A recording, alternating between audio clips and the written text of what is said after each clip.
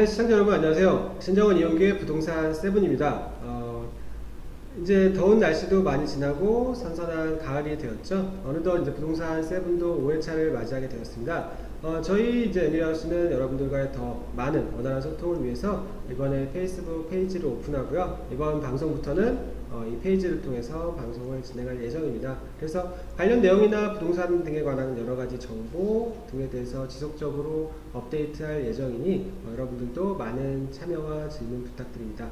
참고로 지금 애니하우스 페이스북 공식 홈페이지 좋아요를 누르는 공식 이벤트가 진행 중이니까 게시글에 좋아요를 꾹 누르시고 올 가을에 어울리는 책 선물도 받으시면 좋겠습니다. 자, 그러면 오늘도 본격적으로 부동산 세븐을 시작해 보겠습니다. 저와 함께 방송을 이끌어 주실 이용기 실장님 모셨습니다. 네, 반갑습니다. 이용기입니다. 짧은 시간이지만 여러분께 알찬 정보를 제공해 드리겠습니다. 네, 부동산 경매 물건에 대해서 한 걸음 더 나아가보는 경매 물건 한 걸음 더 코너인데요. 오늘은 시청자 여러분 또 그리고 투자자 분들께 큰 위험이 될 수 있는 선순위 가등기에 대한 케이스를 사례와 함께 살펴보겠습니다. 참고로 가등기에 대해서 간단하게 살펴보면 가등기는 본등기를 할 수 있는 법적 요건을 아직 갖추지 못한 경우에 장래에 내가 행할 본등기의 순위를 내 순서를 확보하기 위해서 임시로 하는 등기를 말하고요. 재밌는 것은 본등기의 순위를 미리 정해두기 때문에 나중에 본등기를 한다고 해도 이 가등기 시점에 의해서 내가 미리 순위 보전되는 효력을 갖고요. 그래서 가등기에 기해서 이제 본등기가 이루어지는 경우에는 가등기 후에 이루어진 여러가지 처분행위 그리고 권리 등에 대해서 실제 본등기의 권리와 저촉되는 경우에는 모두 실효되거나 혹은 후순위가 되겠죠. 그래서 이것이 이제 가등기, 특히 선순위 가등기의 굉장히 무서운 점인데요. 또한 이제 가등기는 두 가지로 나눠볼 수 있는데 채권 보전을 목적으로 한 담보 가등기와 조금 전에 말씀드린 것처럼 내 순위 보전을 확보하기 위한 순위 보전 가등기, 줄여서 보전 가등기, 이렇게 두 가지로 나누는데 참고로 담보 가등기 같은 경우에는 저당권과 유사한 성격으로 전혀 우리 투자자 입장에서는 위험하지 않고요. 우리가 위험한 경우에는 말소 기준 권리보다 더 앞서는 선순위 보전, 순위 보전 가등기가 굉장히 위험할 수 있다. 그래서 이럴 때는 내가 이 내용에 대해서 반드시 살펴야 된다라는 내용입니다. 첫 번째 사례는 인천지방법원에서 지난주 8월 24일에 낙찰된 부평구 부평동의 상가입니다. 여기는 이제 토지 별도 등기가 있고 그리고 가등기가 등기되어 있다는 내용인데 여기에 대해서 말씀해 주시죠. 네, 이 물건 같은 경우는 집합 건물의 그 대지권이나 초지 별도 등기, 그 다음에 가등기에 대한 개념을 정확히 알아야 이 물건을 갖다가 분석할 수가 있습니다. 이 물건을 이제 한번 보시려면은 매각 물건 명세서를 한번 보면은 토지 별도 등기가 말소가 되지 않을 수 있다라고 인수될 수 있다라는 내용이 있습니다. 그리고 그 토지 별도 등기가 가등기권이라는 거거든요. 그러면 이 물건을 보면은 그 등기 각부에 보면은 최용수 그 씨가 그 소유권 이전 등기 했다가 본등기를 했습니다. 그 다음에 이 물건 자체는 토지와 건물이 그 최초 그 소유자가 대출 당시에 공동담보로 설정했습니다. 그러니까 이 물건은 집합 건물은 아직도 우리나라에 여러 가지 형태로 지금 존재하고 있습니다. 대지권으로 토지에 설정된 물건들이 있는가 하면은 개포동의 4단지나 6단지처럼 토지가 공유지분으로 등기된 경우가 있거든요. 이 물건 같은 경우는 바로 토지가 그 공동지분으로 등기가 돼서 대지권이 성립되는 겁니다. 그래서 가등기 후에 본등기하고 그 다음에 소유권 이전되고 나서 경매가 나왔거든요. 그래서 토지 별도 등기 내용은 토지의 가등기로서 이 물건 같은 경우는 아무 의미가 없습니다. 그래서 문제는 없습니다. 네, 우선 여기서 첫 번째는 이 토지 별도 등기는 분명히 말소되지 않는 겁니다. 이 물건 같은 경우는 우리가 선순위 가등기 같은 경우는 그 법원에서 일부 동의를 받아서 말소시키는 경우가 있지만 원칙적으로 가등기는 법원에서 말소를 시켜주지 않습니다. 그러면은 그 가등기가 권리가 있는 가등기든지 아니면 그 권리가 없는 가등기든지 일단 낙찰자는 인수를 받은 다음에 만약에 권리가 없다 그러면은 본인이 말소 등기를 신청해서 말소를 시켜야 됩니다. 네. 그리고 여기서 이제 참고로 이 물건은 집합 건물이기 때문에 그리고 대지권이 이미 성립했기 때문에 그렇죠. 토지 별도 등기 선순위 가등기가 말소되진 않지만 우리가 실제로 위험을 겪는 경우는 그렇죠. 이 물건 같은 경우는 대지권이 성립한 이후에는 집합 건물의 소유 및 관리에 관한 법률 20조에 보면은 건물과 토지를 분리해서 별도로 매각할 수 없다라고 되어 있습니다. 그러니까 토지는 건물의 종물로서 이미 대지권이 성립된 이후의 등기는 아무 의미가 없습니다. 그래서 이 물건 같은 경우는 별도 등기인 가등기를 말소시키든 안 시키든 아무 의미가 없는 그런 사건입니다. 네. 실장님 말씀 간단하게 정리해 보면은 토지 등기부등본이 아직 별도로 남아있고 반면에 집합건물 등기부등본을 살펴보면 이 대지권이 집합건물에서 이미 성립했기 때문에 토지 별도 등기로 남아있는 가등기는 우리 투자자한테 아무런 말소되지는 않지만 토지 별도 등기를 말소시킬 수는 지금 말소되지는 않지만 우리 입장에서는 위험하지 않다. 이렇게 그렇죠. 정리해보면 되겠습니다. 네. 두 번째 사건은 서울 동부지방법원에서 진행한 덕현 해밀아파트 2건입니다. 한 달 전인 8월 1일에 낙찰된 바 있고요. 이 물건은 재미있는 것이 선순위 가등기뿐 아니라 가처분권도 있고요. 그리고 유치권까지 신청되어 있어서 입찰 전 권리사항에 대해서 꼼꼼하게 살펴봐야 되는 케이스인데요. 먼저 선순위 가등기의 위험 여부에 대해서 먼저 살펴보겠습니다. 일단 선순위 가등기라 그러면은 우리가 소유권 보전인지 아니면 담보 가등기인지 외관상으로는 확인할 수가 없습니다. 그래서 법원에서는 그 가등기권자한테 그 배당 신청을 하라고 연락을 합니다. 그러면은 배당 신청을 하면 그거는 담보 가등기로 보고 배당 신청을 안 하면은 소유권 이전 가등기를 보거든요. 이 물건 같은 경우는 선순위 가등기이면서 경매 시청 채권자입니다. 그러니까 담보 가등기가 되겠죠. 그래서 이 물건 같은 경우는 담보 가등기로서 말소 기준 권리가 되고 말소가 되는 가등기입니다. 네. 말씀해 주신 대로 앞서 또 설명드린 대로 이 물건은 선순위이긴 하지만 순위보전 가등기가 아니라 담보 가등기가 되기 때문에 우리에게 전혀 위험하지 않는 소멸되는 그런 권리가 되겠습니다. 그 다음 소유권에 관한 다툼, 즉 이제 가처분에 대한 내용이 있는데요. 이건 어떨까요? 그렇죠. 이 가등기권자 밑에 보면은 가처분이 있습니다. 한국주택 금융공사에서 가처분했는데 이 가처분은 항연이 소유권 이전에 대한 가처분입니다. 우리가 통상 말소기준 권리 이후의 가처분은 다 말소되고 이제 건물 철거를 위한 그 가처분은 말소가 안 되는 걸로 알고 있는데 말소가 된다 그래서 모든 가처분이 끝나는 건 아닙니다. 가처분권자가 본안소송에서 승소를 하면은 우리가 말소하는 것처럼 회복등기라는 게 있습니다. 그래서 다시 가처분이 회복되면서 소유권 보전이 이루어진 항연있게 말소가 된다 그러면 이미 그 가등기 자체도 말소가 같이 되겠죠. 그러면은 문제가 발생할 수 있는 그런 겁니다. 그래서 모든 가처분이 말소 기준 이유라 그래서 우습게 넘어갔다는 나중에 문제가 발생할 수가 있습니다. 그럼 이 케이스에서 지금 가처분권이 만약에 그 소송을 통해서 승소하면 가등기가 말소되고 경매가 무효된다고. 그렇죠. 왜냐면은 가처분 자체가 승소를 한다 그러면 황연이 소유권이 말소가 돼버리거든. 그럼 황연이 소유권에 의해서 가등기 됐던 것 자체도 말소가 돼버리죠. 그러니까 줄줄이 말소되니까 나중에 문제가 발생하는 겁니다. 그럼 경매 자체가 무효가 되겠죠. 그리고 이 가등기권자 같은 경우는 상계 처리 신청을 했었거든요. 그래서 자기가 채권만큼을 상계하고 이제 그 나머지 돈을 갚으려고 그리고 소유권을 넘겨하려고 그러는데 혹시라도 이게 가처분이 나중에 본안소송에서 이겼다. 그러면은 문제가 발생하는 거죠. 그래서 항상 가처분은 어떻게 진행됐나 꼼꼼히 확인한 다음에 입찰을 해야 될 것 같습니다. 그렇다면 이제 낙찰 후에 잔금까지 치러서 소유권 이전이 됐다. 그 다음에 소송 결과가 나오면 어떻게 될까요? 그러면 문제가 발생할 수 있죠. 예전에는 예고 등기만 무섭다라고 생각할 수 있었지만 가처분도 문제가 될 수 있다는 걸 꼭 명심하시기 바랍니다. 그럼 이 케이스에서는 지금 요 소유권에 관한 다툼이 있기 때문에 이 소송 결과를 이 소송이 종국되거나 이 소송 결과에 대해서 명확하게 확인하기 그렇죠. 전에는 입찰하면 안 되는. 그렇죠. 가처분이 소유권 그 이전에 대한 가처분이라 그러면 항상 신중하게. 근데 소유권 이전 가처분이라도 그 전에 저당권에 의해서 경매가 된다면 하등의 문제는 없겠죠. 네, 맞습니다. 그 다음에 마지막으로 이제 유치권이 신청되었는데요.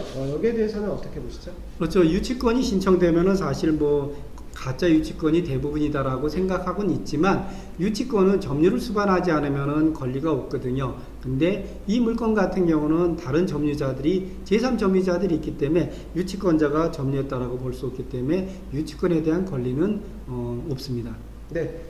그럼 여기서 이제 저희 정리하면 처음에 이제 선순위 가등기가 있었고 다만 경매 신청했기 때문에 이 가등기는 담보 가등기가 되어서 그렇죠. 위험하지 않고 네. 두 번째 가처분 같은 경우에는 지금 소유권, 지금 현재 소유자에 대한 소유권 취득에 대한 가처분이니까 문제가 때문에 발생할 수 있는 거죠. 만약에 현재 지금 그 소송을 신청한 곳이 한국주택금융공사에서 주택금융공사에서 만약에 승소하게 되면 지금 소유자인 황인혜 씨가 아닌 그 전 소유자인 조합으로 넘어가다 보니까 가등기 자체도 무효 등기가 돼버리는 거죠. 그렇죠. 지금 소유자에 대해서 설정된 가등기이기 때문에 이 가등기도 무효가 되고 경매 절차 자체가 무효가 될 수 있다. 그렇죠. 그렇기 때문에 만약에 우리가 낙찰 갖고 잔금을 치르더라고 해도 이 만약에 소송이 끝난 다음에 소유권이 뒤집혀 버리면 우리가 소유권을 빼앗길 수도 있는 그렇죠. 그런 굉장히 위험한 물건이 되겠다. 다만 유치권은 명확하게 지금 임차인 점유로 되어 있기 때문에 유치권에 대해서는 성립하지 않는다라고 정리하면 되겠습니다. 네, 오늘도 가등기 그리고 가처분, 유치권 등에 대해서 공부해보는 알찬 시간이었습니다. 네, 두 번째로 현명한 투자자가 되기 위한 경매 나침판 코너인데요. 오늘도 이용기 실장님께서 부동산 투자 혹은 부동산 투자 내가 현장 조사하기 위한 그런 핵심 내용에 대해서 오늘 말씀해 주신다고요? 네. 우리가 지난주까지는 이제 서류상으로 물건을 갖다가 조사를 했었거든요. 서류상으로 조사를 했으면 이제 현장을 가서 실제 조사를 해야 될 것 같습니다. 그래서 현장 조사에 대한 내용들을 갖다가 설명을 드리려고 합니다. 네, 그렇다면 현장 조사의 목적은 어떻게 될까요? 첫 번째로는 서류상에 봤던 내용들이 실제와 사실관계가 맞는지 이런 부분을 확인하는 거고요. 두 번째는 서류에 나타나지 않는 사실들, 새로운 사실들을 확인하는 작업이고요. 셋째는 우리가 실제 시세라는 거는 살아있어서 우리가 매매가 됐다 하더라도 이미 과거 사례거든요. 요즘처럼 부동산 가격이 상승할 때는 조금 전에 매매됐던 게 최저 가격의 사례가 될 수 있거든요. 그래서 살아있는 시세를 갖다가 현장에서 조사하는 겁니다. 네, 현장에 나갔을 때 내가 서류에서 확인하고 싶은 사실관계를 체크하고 그렇죠. 그리고 서류에 나와 있지 않은 그런 내용에 대해서도 내가 조사를 하고 마지막으로 이 물건이 정확하게 얼마인지 그렇죠. 정확한 가격을 알아야만이 입찰가를 산정하고 그 다음에 입찰가를 정확히 산정해야만이 거기서 수익이 결정됩니다. 결국은 현장에 얼마만큼 조사를 잘하에 따라서 수익률이 결정이 된다고 볼 수가 있습니다. 그렇죠. 사실 실질적으로 투자의 수익을 우리가 크게 혹은 작게 확정하는 것은 권리 분석도 아니고 기타 다른 명도 부분도 약간은 있겠지만 가장 중요한 것은 현장 조사에서 얼마만큼 내가 매입해서 얼마에 팔 수 있나 이런 부분은 결국 현장에서 확인할 수 있는 내용이거든요. 네. 그럼 이제 현장 조사를 한 걸음 실제로 나가보는 과정을 한번 경험해 보겠습니다. 첫 번째로 이제 부동산 사무실, 공인중개사 사무실을 방문하겠죠? 네. 부동산 사무실을 갖다 처음에 가시는 분은 부동산 사무실 가는 자체도 좀 서툴고 그 다음에 여러 명이 같이 가는데요. 어색하죠. 부동산 사무실은 사실 좁습니다. 근데 부동산 사무실에 여러 명이 가면 그 부동산 중개업자 사장님이 되게 싫어해요. 그쵸. 그렇기 때문에 가급적이면 혼자 아니면은 남녀가 부부처럼 가서 현장 조사를 하는 게 가장 좋고요. 그 다음에 가격 같은 경우도 우리가 매수자로서 또 매도자로서 두 가지 가격을 조사하는 게 좋습니다.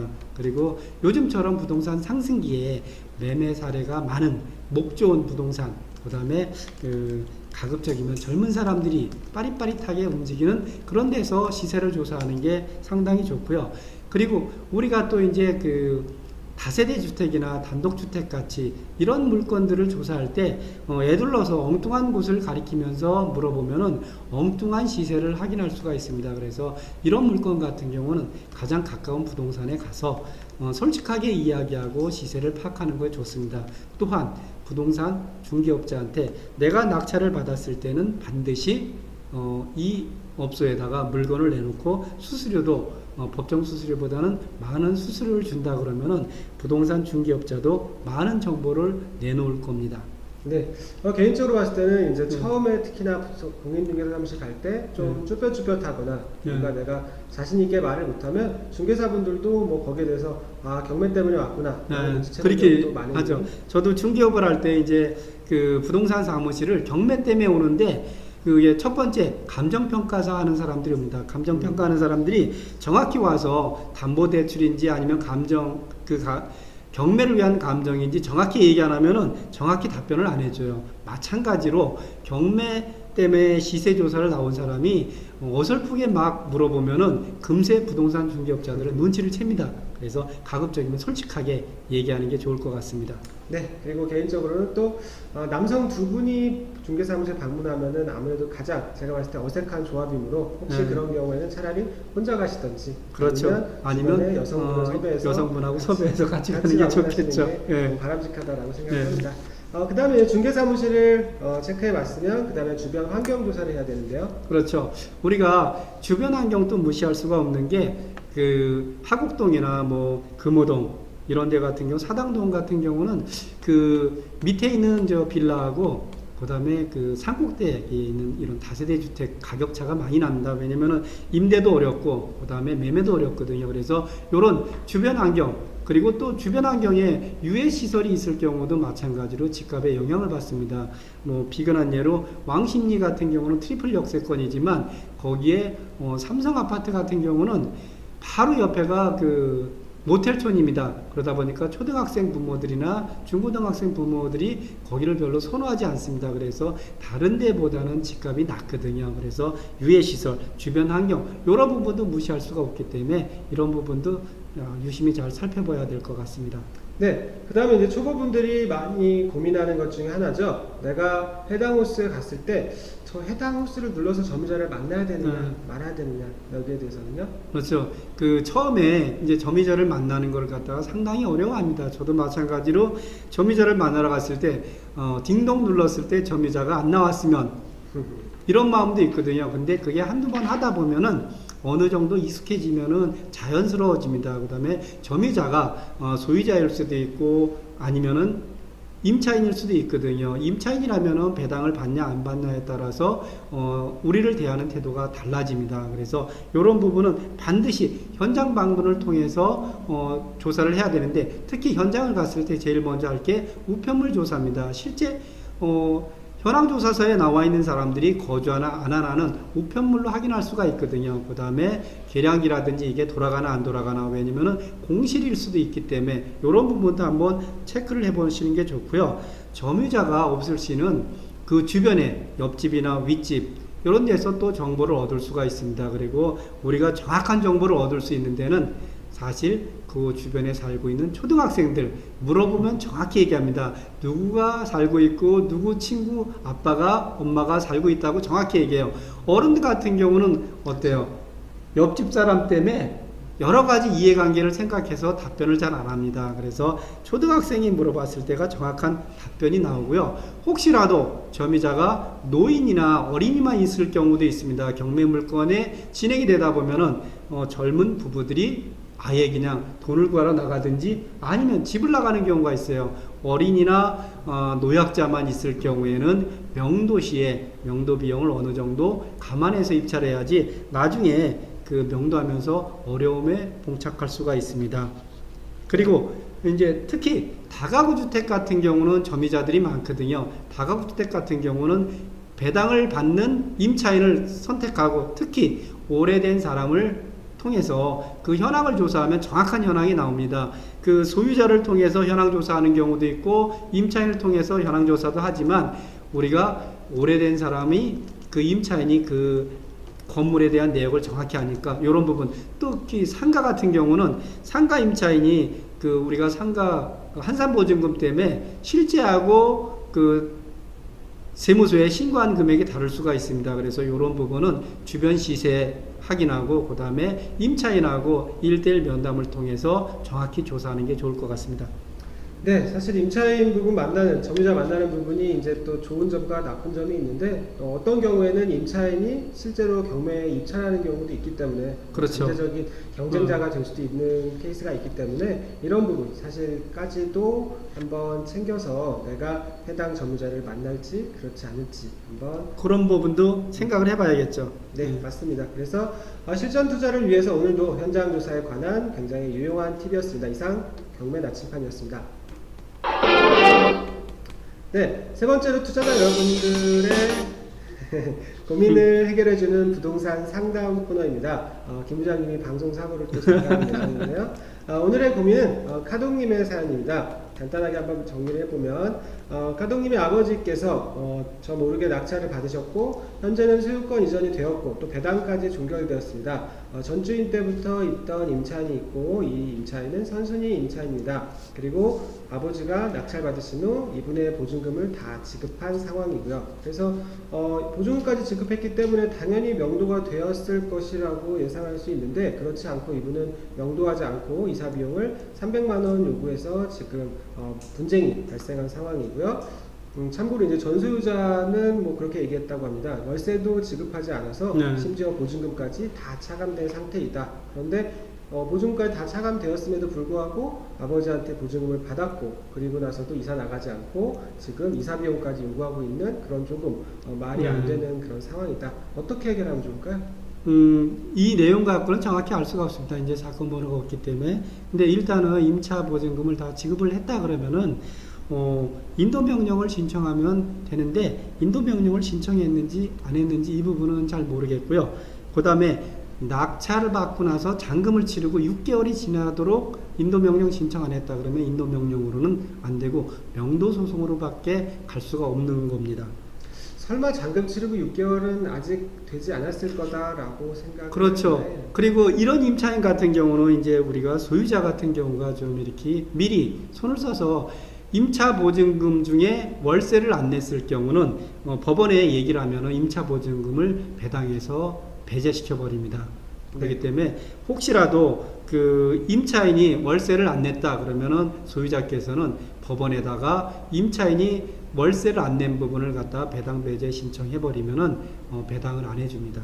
근데 이제 이미 배당까지도 다 진행이 되었다라고 그랬으니까 하니까 이미 끝났으니까 할 수는 없죠. 그건 어쩔 수 없고 지금 상황에서는 인도명령 신청이 만약에 되지 않았다면 바로 인도명령 신청을 그렇죠. 하는 것이 가장 빠른 길이죠. 인도명령 신청하고 그 다음에 이제 두 번째로는 사실 감정은 엄청 상해 있겠죠. 근데 우리가 경매하는 목적은 법을 지키는 것보다는 실리를 택하는 게 훨씬 낫거든요. 그래서 이사 비용을 300만 원을 요구했다 그러지만 실제 이 사람을 갖다가 인도명령 신청하고 강제 집행까지 가는 비용, 그 다음에 내가 월세 내는 비용, 이런 비용을 감안해서 차라리 300만 원 이내에서 협상을 하는 게 나은가 아니면은 그냥 강제 집행이나 나는 거 어떤 부분이 경제적으로 유리한가를 따져서 그쪽으로 가는 게 낫지 않을까 생각이 됩니다. 네, 실제로 사실 뭐 강제 집행을 했을 때 뭐 속이 우려날 수는 있겠지만 발생하는 비용도 적지 않고 그렇죠. 그 과정에서 마찰도 있기 때문에 인도명령에 의해서 강제 집행을 실행을 하되 다만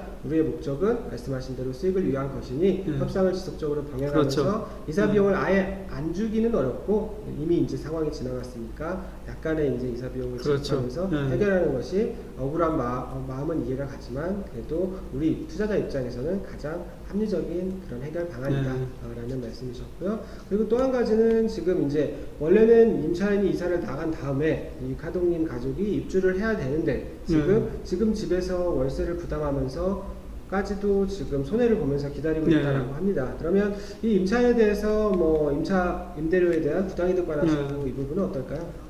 그 부분은 민사로 소송이 가능합니다. 근데 그 소송을 하다 보면 시간도 오래 걸고 그러다 보면 또 손실이 계속 발생하고 있거든요. 그래서 300만 원이라는 금액 그거와 실제 소송을 통하고 그다음에 인도명령 강제 집행 이런 부분까지 비용을 감안해서 합리적인 판단을 해야 될 것 같습니다. 네, 실질적으로 이제 강제 집행, 명도, 네. 협의 이런 부분과 별개로 부당이득 반환 청구는 가능은 하지만 가능하죠. 시간 및 절차가 아주 간단하진 않습니다. 그래서 개인적으로는 지금 대략 한 4년 전 저도 이제 유사한 사례인데 명도 후에 뭐 유치권 관련해서 이제 임대료 제가 받을 부분이 있었는데 청구 소송을 진행을 해서 했던 것이 이제 제가 그저께 받은 게 한 건 있습니다. 그러니까 4년 전에 시작을 했는데 이제서야 받았으니까 그게 뭐 금방 그렇죠. 해결될 거다라는 네. 부분은 조금 어려울 것 같네요. 그 다음에 이번에 이제 다음 코너로 넘어가겠습니다. 네, 네 번째로 이번에 신설된 낙찰가를 맞춰라 코너입니다. 저와 이용기 실장님께서 매주 경매 물건, 다음 주에 진행되는 경매 물건 중 하나를 선정해서 그 물건에 대해서 한번 간단하게 이야기를 나누고 또 예상 낙찰가를 맞추는 코너인데요. 지금 신청하는 여러분 그리고 뭐 재방송을 통해서 보는 시청자 여러분들께서도 해당 물건에 대해서 한번 시세조사, 임대료조사 등을 해보시고 주변 낙찰 사례 등을 체크해서 댓글로 예상 낙찰가를 적어주시면 낙찰 가격, 실제 낙찰 가격과 가장 가까운 금액을 적어주신 분께 금주의 베스트셀러 ES24 기준으로 가장 지금 인기가 있는 책을 매주 선정해서 선물을 드리겠습니다. 많은 참여 부탁드리고요. 오늘의 낙찰가를 맞춰라는 다음 주 화요일 9월 6일에 진행되는 서초구 방배동의 대형 다세대입니다. 2016 타경 10만 127번 사건인데요. 서초구 방배동 거봉빌라 전용 71.87평입니다. 여기에 대해서 한번 실장님도 말씀해 주시겠어요? 이 거봉빌라 같은 경우는 이제 95년도에 됐으니까 좀 연식이 상당히 오래됐죠. 주변의 빌라, 새 빌라 같은 경우는 시세가 18억에서 23억까지 갑니다. 그 다음에 그 연수가 좀 오래된 빌라는 뭐 최저 13억까지 가고 있거든요. 그래서 요거는 연수가 좀 오래되다 보니까 아무래도 상대적으로 가격은 좀 낮지 않을까 생각이 됩니다. 네, 그러면은 실장님과 제가 한번 예상 낙찰가를 동시에 적어서 공개를 하고 또 간단하게 이야기 나눠보겠습니다.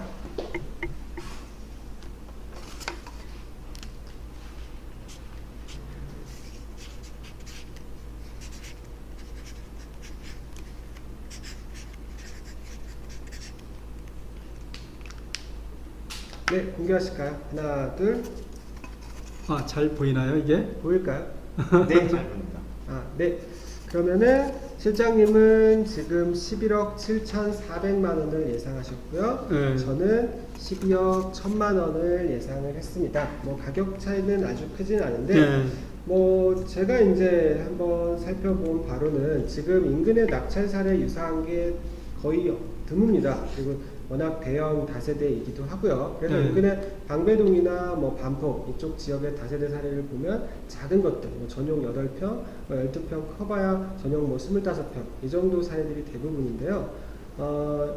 이럴 때는 이제 지역별 특성에 따라서 이제 가격을 추정을 하는데 이 지역은 뭐 당분간 재개발이나 재건축 이슈가 없다 보니까 전용 면적 기준으로 인근 낙찰된 물건의 이제 평당가를 보고 대입해 보는 것도 하나의 방법이 될 수 있습니다. 그래서 딱 하나 이제 유사 사례가 있는데 2016 타경 1190번 사건 같은 경우에 나중에 한번 보시면은 이것도 이제 방배동이긴 하지만 위치는 조금 다릅니다. 그래서 이 물건이 이제 지난달에 8억 원에 낙찰된 바가 있는데 평당 전용 면적 기준으로 한 1,527만 원 선이 됩니다. 그래서 이 물건은 지금 입지면에서 봤을 때는 설해초와 방배중 그리고 반포와 맞닿아 있는 본 물건이 조금 더 좋고 그리고 거래 용이성과 복층이라는 면에서는 1190번 그 비교 사례 물건이 조금 더 낮기 때문에 본 물건은 뭐 대략 1,600만 원 조금 넘는 수준의 낙찰될 가능성이 있지 않을까 싶어서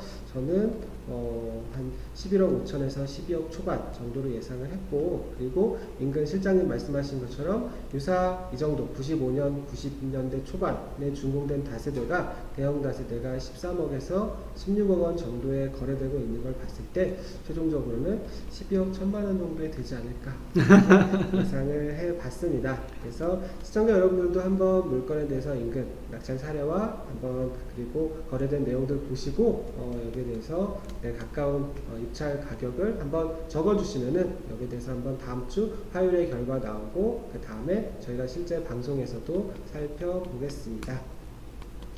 네, 오늘 저희가 준비한 부동산 세븐은 여기까지고요. 부동산 세븐은 항상 여러분의 참여가 앞으로도 굉장히 많이 필요합니다. 시청 후에 이제 궁금한 사항이 있다면 저희 에누리아손 공식 홈페이지 또는 부동산 캠퍼스 네이버 카페에 부동산 세븐 그런 방송 게시판에 질문을 남겨주시고요. 그리고 이제 페이스북 페이지도 새로 오픈을 했으니 시청하신 다음에 이 방송 그리고 여러 게시글에도 좋아요를 많이 눌러주시면 좋은 일이 생긴다 라고 합니다. 그리고 이 관련 자료들은 아까 에아스터디 게시판 그리고 부동산 세븐 캠퍼스 게시판에도 모두 실장님과 김 부장이 업로드하고 있으니 해당 게시판에서 모두 다운받으실 수 있겠습니다. 오늘도 시청해 주신 여러분 진심으로 감사드립니다. 감사합니다. 감사합니다.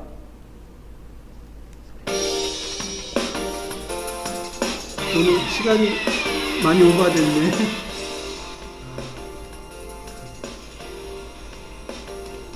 30분 정도. 30분 됐네.